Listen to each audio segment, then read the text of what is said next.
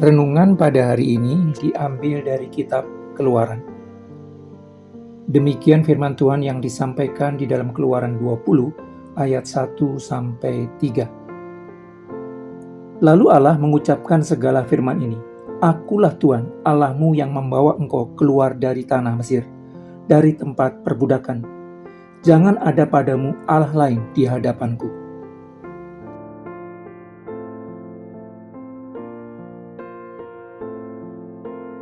Siapa Allah yang dipercaya manusia dan apa yang ia kehendaki menentukan bagaimana umatnya harus menjadi seperti apa dan apa yang harus mereka lakukan. Karena itu dalam memberikan 10 perintahnya yang akan menjadi penuntun dasar kehidupan manusia di sepanjang sejarah, Tuhan memulainya dengan kalimat, Akulah Tuhan Allahmu yang membawa engkau keluar dari tanah Mesir, dari tempat perbudakan. Perkataan Tuhan itu untuk menunjukkan bahwa Tuhanlah yang berinisiatif dan memulai hubungan dengan anak keturunan Yakub dengan melakukan tindakan melepaskan mereka dari perbudakan ratusan tahun Mesir. Bukan orang Israel yang mengangkat Tuhan sebagai Allah mereka dan memintanya untuk melakukan sesuatu bagi mereka. Perkataan Tuhan itu juga untuk menunjukkan bahwa dirinya adalah Allah yang hidup, bukan patung mati yang tidak bisa berbuat apapun. Ketika berada di dalam perbudakan Mesir, orang Israel harus tunduk kepada Fir'aun yang menjadi penguasa hidup mereka. Sebagai hamba Mesir, orang Israel harus melakukan segala sesuatu yang diminta Fir'aun. Sebagai budak Mesir, orang Israel harus mengerjakan setiap perintah Fir'aun. Sebagai hamba Mesir, orang Israel harus menaati Mesir yang menjadi tuan mereka. Penolakan melakukan apa yang diperintahkan Fir'aun hanya menghasilkan hukuman bagi orang Israel. Ketidakmauan mengerjakan apa yang dikatakan Fir'aun akan menghasilkan siksaan bagi orang Israel.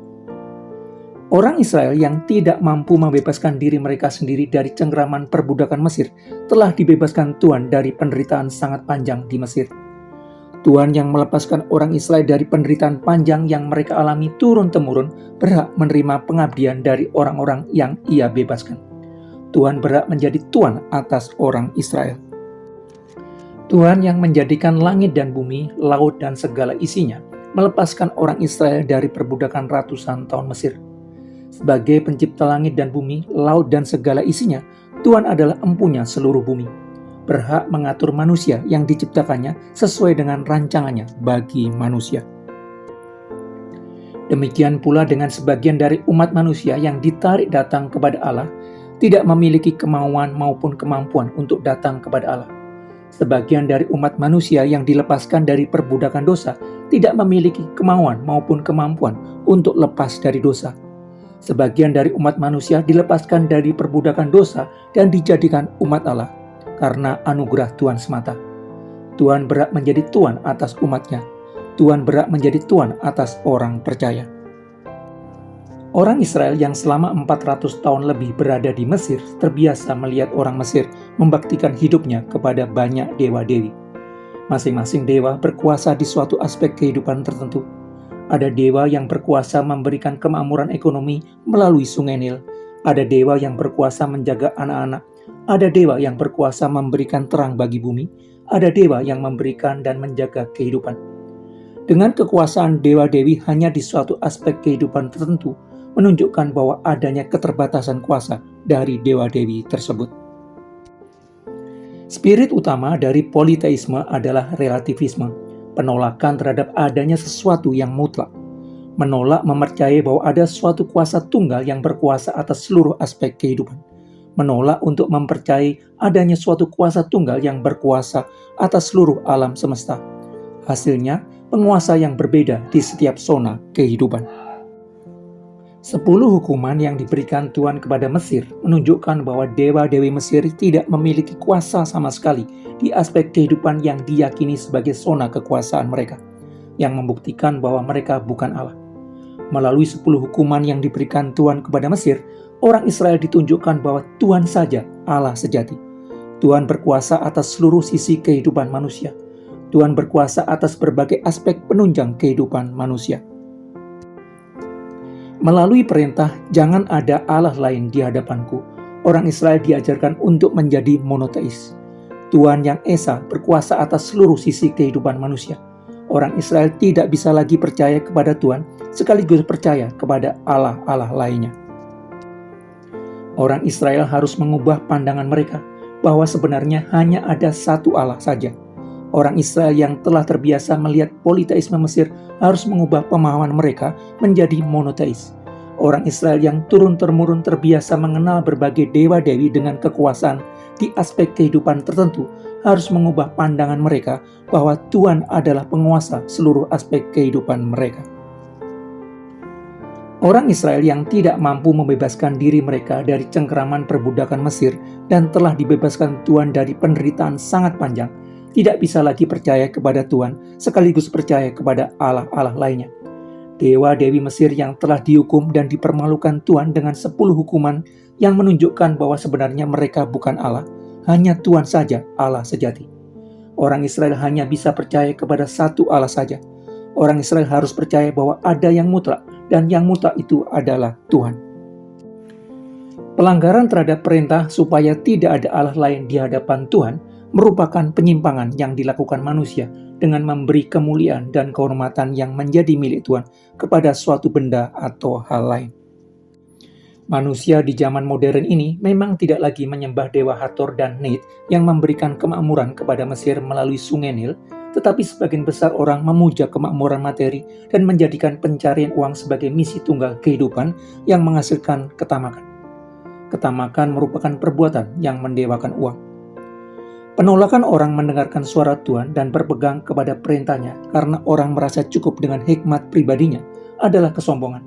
Kesombongan merupakan perbuatan yang mendewakan diri sendiri, mendewakan hikmat pribadi. Keinginan untuk mengkonsumsi makanan dalam jumlah besar dan terus-menerus adalah ketidakmampuan mengendalikan hawa nafsu. Hawa nafsu merupakan tindakan yang mendewakan perut.